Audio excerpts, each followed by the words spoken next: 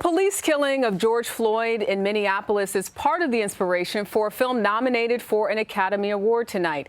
Two Distant Strangers is in contention for Best Live Action Short. I recently sat down with its creators in Los Angeles.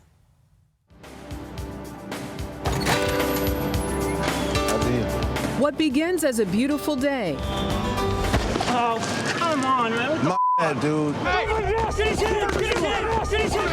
Quickly turns deadly. I can't breathe. Over and over again.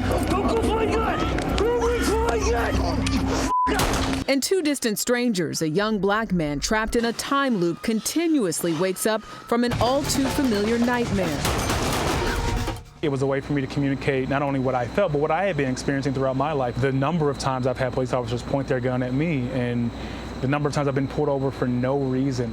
36-year-old Travon wrote and co-directed the film. It was really hard to not only see what happened to George Floyd, but to put on top of that Breonna Taylor and Ahmaud Arbery.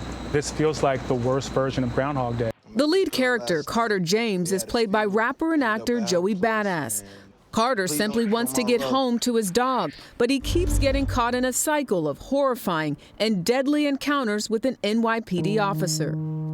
Martin Desmond was co-director. He found a metaphor, like the Groundhog Day formula. When I read it, I realized he'd elevated it to poetry, and that's when I knew we had something special. The most incredible response to the film that I've received so far is I showed the film to a friend of mine who is also a writer. She's white, and she watched it with her 78-year-old father who lives in the South, never left. And she texted me afterwards, my 78-year-old father, who up until this point has never been able to admit systemic racism exists, just told me that he thinks he might be wrong about everything he's been feeling for my adult life. That's the dream when you make a movie.